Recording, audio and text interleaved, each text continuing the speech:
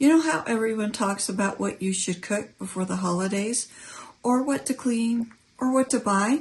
But no one talks about what actually make holidays feel good. Because I think that most of us had at least one holiday where it looked good on the outside, the house smelled amazing, the table was set, and yet we were completely exhausted, stressed, and secretly wished the whole thing was over. So today I want to share some of the things I'm learning, the things I wish I knew earlier, about how to really prepare for a major holiday. Not just the food and the decorations, but your energy, your mindset, and your home that actually makes it feel joyful. These are things that no one tells you to do before the holidays, but they make a huge difference. If you find yourself relating to this, you might want to think about subscribing, because we talk about things like this here, how you can have a happier, more joyful, simpler life. I'm glad you're here. Here's something no one told me for years. You don't need to start by planning what you'll serve. You'll start by deciding how you want to feel. Do you want cozy and relaxed, elegant and special, playful and fun? Once you know that, it's so much easier to make decisions about what you're going to do. For example, if I want calm and cozy, I'm not going to choose to make 5 very complicated dishes. I'll make food that smells really good, but doesn't keep me in the kitchen all day long. Choosing the mood first gives everything direction. Your music, your decor, and even your attitude. That's what really sets the tone. This one is emotional but powerful. Before a major holiday, I take a few minutes and I write down the things that I'm expecting from myself. Like, make everyone happy, host perfectly, get everything done, and then I cross them out, or at least one. Because every year I've learned that there's freedom in getting rid of those expectations. I'm a real human being with health challenges and flaws. I'm not some kind of mythical holiday magic machine. For example, I grew up in a family that always had a really great Christmas Eve party that was hosted by my grandmother. Oh, she made so much food, 2 or 3 kinds of gravy and meats, and it was extensive. She cooked for days, but she loved it. And I tried to do the same thing for years. But then I realized my life is so different. My family's different. My challenges are different. And it was just burning me out. And it was kind of ruining the whole thing. So eventually I settled into something that my family really enjoys. And it's easy for me. I have this delicious white bean chicken chili. And I only make it on Christmas Eve. And it's really easy. It's one of those dump and cook things. Then I have some of those Hawaiian rolls that you get from the store that my family likes. I have a few desserts and just some kind of munchy things. Everybody's happy. And it really hasn't taken me long at all to do. And on Christmas morning, it's become a real tradition just to have a nice breakfast, more of a brunch. And guess who makes it? My husband. He really enjoys making waffles and hash browns and eggs and all this stuff. And my daughter makes something and I make something, and after we've eaten that, we're not in the mood to have some big dinner. So the food part of our Christmas has become very simple. When we drop these unreal expectations for ourselves, then we open ourselves up to finding solutions that work better. If you want to create a holiday that feels kind of magical, then you can focus on the senses, like have some really nice smells in your house. I use some plug-in scents that make the house smell wonderful, and I don't have to do anything extra. I have found babysitting candles is pretty much too much for me, although I do have one candle warmer that I use at Christmas time. But candles, no, they're expensive to keep buying them, and you have to babysit them, and I have children around, so I don't do that. Some people really like to make those simmer pots. That's fun, but just think about that. Is there something you can do that would make your house smell really good? Of course, baking cookies or making bread is always a plus. If you enjoy Christmas music and you have a service like Spotify or Apple Music, pick out some playlists right now. So you'll have them available to you because, Christmas music, what's better? I don't know.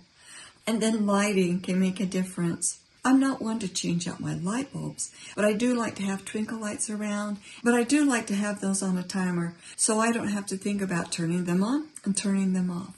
So here's something that has saved some frustration. Let's say you're having some guests. Take 10 minutes and carry a platter or something and walk through your house and see what you see. That little walking zone or walking into where they'll sit and looking around and seeing if there's anything you need to remove or make room for. It doesn't take long, but just concentrate on that. Don't concentrate on cleaning every place that they might do if they're snooping, just places that you know they'll actually go. The reason I'm recommending you carry a platter is because if people are coming and they're bringing food to share, they'll need some place to put that food, and you might need to clear off a counter, remove some small appliances or something so that that can happen.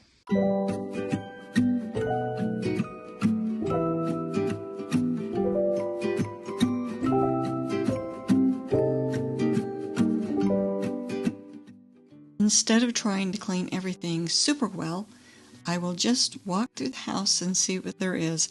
Of course, I would have already fixed some of these.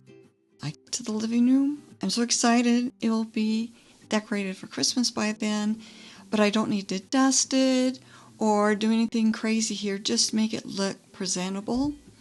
And then I come into this side of the house, and this is where most of the party action happens. But again, it will be decorated for Christmas, and it will be just a matter of picking things up. I don't have to do a big dusting. I want to declutter, get all the unnecessary things out of there, and this room is really important too. So I will make sure before the date I will have removed like the air fryer. We don't use it very much. That's an egg gathering basket, a pop can. That is a fruit fly trap down there. Every time I go in the kitchen, I have to put that away. So before the party starts, I will do this again, even though I will have done it earlier in the day. Just take this quick walk and make sure everything's where it needs to be. Now my KitchenAid is an example of something that I would have put away by now. I just don't use the big one much. I use the little hand one, so it's taking valuable real estate on the counter. Come over here in this little funny thing by the fruit.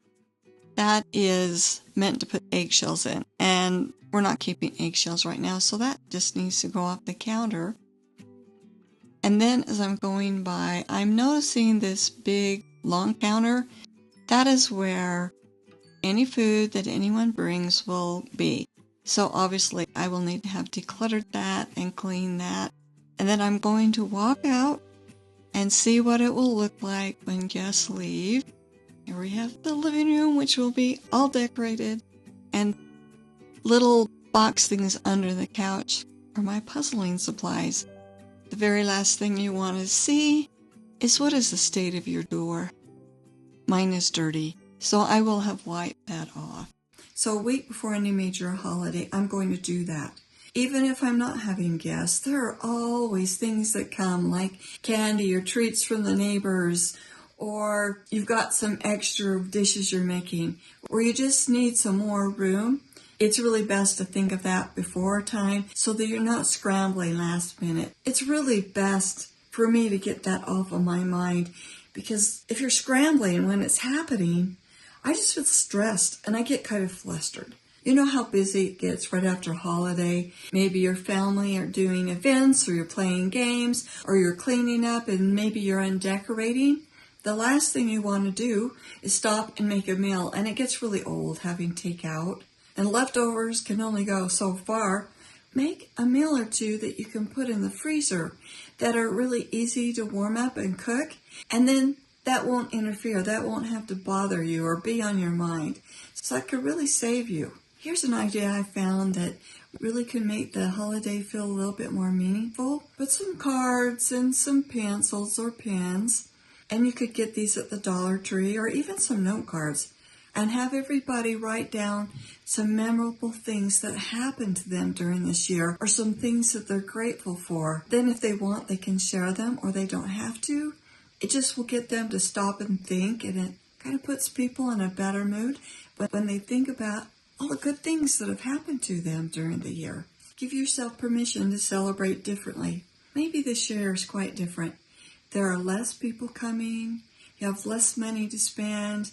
Maybe you're stressed or you're not feeling well. We'll do things differently. That's okay. Sometimes a smaller or quieter or simpler holiday ends up being the best. Can even be healing. When my husband was new to the Air Force, we were sent to Biloxi, Mississippi, and he was just a lowly enlisted guy and was making almost no money. My parents sent us a little bit of Christmas money, and that's all we had to buy some gifts for our son. We didn't have money to buy gifts for ourselves, and so I made a few of our holiday favorites. We had the few toys he had. It was actually a wonderful holiday. It was not stressful. We called our parents collect because we couldn't afford the money, pay for the long distance call. Yeah, you used to have to pay for that back in those days. I look back on that year as really special. So I try to look back and remember the Christmases that went before, and what was it that made it feel special? Well, it's usually a few things that we like to eat. It was the time we had just hanging out. For me, it's decorating. Oh, I love to decorate, but I've always loved to decorate. I used to beg my mom to start decorating. So that's why you see a lot of decorating at my house. But they're playing games with the kids, taking them out to a movie. That's a tradition.